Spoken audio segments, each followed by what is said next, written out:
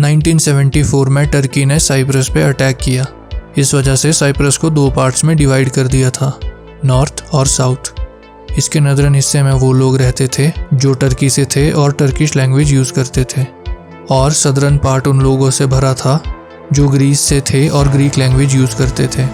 Ahmad हरगुइन Cyprus का रहने वाला था जो टर्की की तरफ से इस वॉर का हिस्सा था। अहमद अचानक 1974 में गायब हो गया। उसको ढूंढने की काफ़ी कोशिश की गई पर उसका कुछ पता नहीं चला। इस वॉर के चलते ऐसे बहुत से लोग मिस्टीरियसली गायब हो गए थे जिनका क्या हुआ ये आज तक पता नहीं चला है। उस टाइम की टर्की की गवर्नमेंट ने मिसिंग लोगों की एक लिस्ट निकाली जिसमें 1200 से ज़्यादा लोगों के नाम थे, और उन लोगों का क्या हुआ, वो लोग कहाँ गए, ये पता लगाना शुरू किया। इन लोगों का पता लगाते हुए सालों बीत गए पर फिर भी कुछ पता नहीं चला। फिर 2011 में एक रिसर्चर को पहाड़ों पे एक फिग ट्री दिखा जिसे अंजीर भी कहते हैं। वो पेड़ ऐसी जगह पे उगा था जहाँ यूजुअली ये पेड़ नहीं उगते। क्योंकि वहाँ अंजीर का पेड़ होना अजीब बात थी, इसलिए रिसर्चर ने उस पर थोड़ा रिसर्च करने का सोचा और उसने उस पेड़ के आसपास की जगह को खोदना शुरू किया। खोदने पे वो देखता है कि पेड़ की जड़ एक गुफा से बाहर आई थी, तो वो उस जड़ को फॉलो करते हुए उस गुफा में गया और वहाँ जो उसे मिला उसे देखकर वो बहुत डर गया था। उसने देखा कि वो पेड़ एक स्केलेटन के पेड़ से उगना शुरू हुआ था। ये स्केलेटन एक इंसान का था। इसके अलावा उस जगह पे 2 और स्केलेटन्स भी थे। ये दोनों स्केलेटन भी इंसानों के थे। इनको वहाँ से टेस्टिंग के लिए भेज दिया।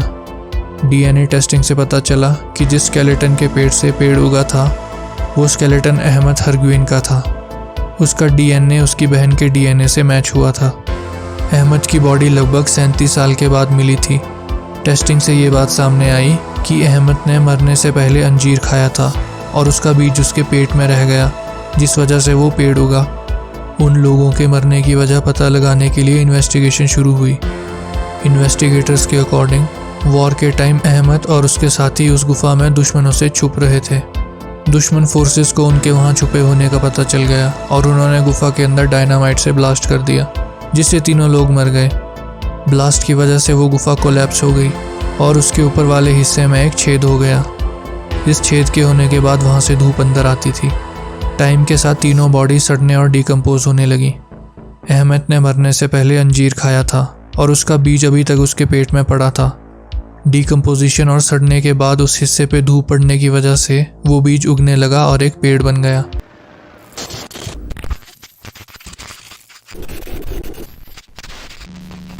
नाइनटीन 1995 में वर्जीनिया में एक कार क्रैश हुआ। उस कार क्रैश में 2 डेड बॉडीज मिली, जिनमें से एक बॉडी जो ड्राइवर सीट पे मिली वो आइडेंटिफाई हो गई और उसका नाम माइकल हेगर था।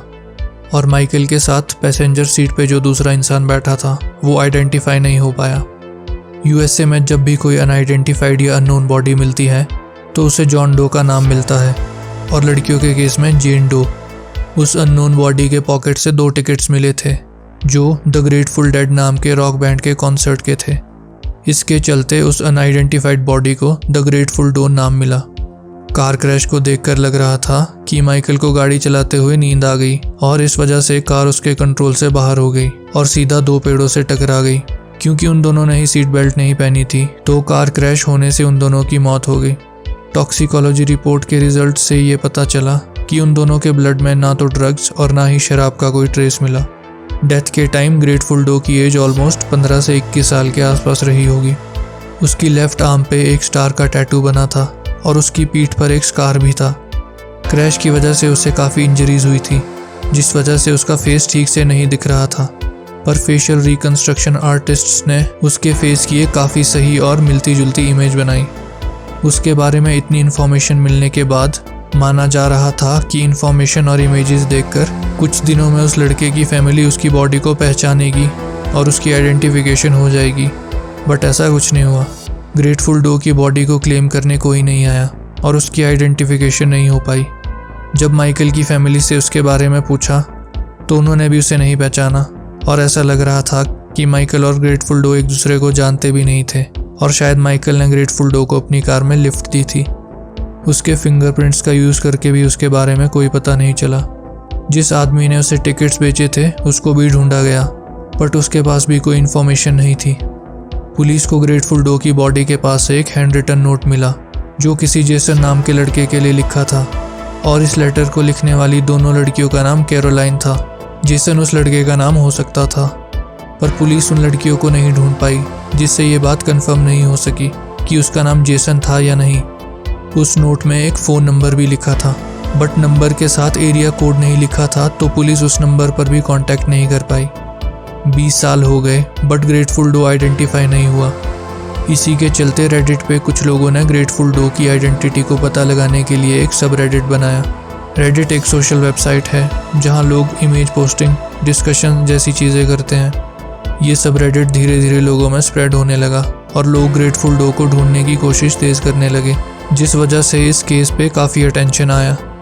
फिर 2015 में ये केस ग्रेटफुल डो के पुराने रूममेट के अटेंशन में आया और उसने रिकंस्ट्रक्शन वाली इमेज को पहचाना और ये बात कंफर्म की कि ग्रेटफुल डो का नाम जेसन ही था। उस रूममेट के बाद जेसन के कुछ और जानने वाले भी सामने आए। इन्होंने उसके कुछ इमेजेस पोस्ट किए और उन्हीं में से एक इमेज में जेसन ने वही टी शर्ट पहना था जो उसने कार क्रैश के टाइम पर पहना था। 1993 से उन सबका कांटेक्ट जेसन से टूट गया था, पर उनमें से किसी जानने वाले से ये बात सामने आई कि जेसन इलिनॉय और साउथ कैरोलिना में रह चुका था। इस इंफॉर्मेशन की वजह से पुलिस जेसन की फैमिली को ट्रैक करने में सक्सेसफुल रही और उन्होंने साउथ कैरोलिना में जेसन की मॉम को ढूंढ लिया। जेसन की मॉम ने पुलिस को बताया कि जेसन 1995 से ही गायब था। उन्होंने 2015 में उसके गायब होने की रिपोर्ट लिखाई। ऐसा इसलिए था क्योंकि जेसन पहले से ही कई बार बिना बताए घर से कई दिनों तक घूमने निकल जाता था और काफ़ी टाइम तक घर वालों के कांटेक्ट से बाहर होता था। इस बार जेसन 1993 से गायब था और उसकी मॉम ने सोचा कि शायद जेसन परमानेंटली घर छोड़ के चला गया है, बट एंड में जेसन को फाइनली आइडेंटिफाई कर लिया गया और उसका पूरा नाम जेसन कैलाहैन था। जेसन जितना टाइम जिया था उससे ज़्यादा टाइम वो बिना नाम के अनआइडेंटिफाइड रहा।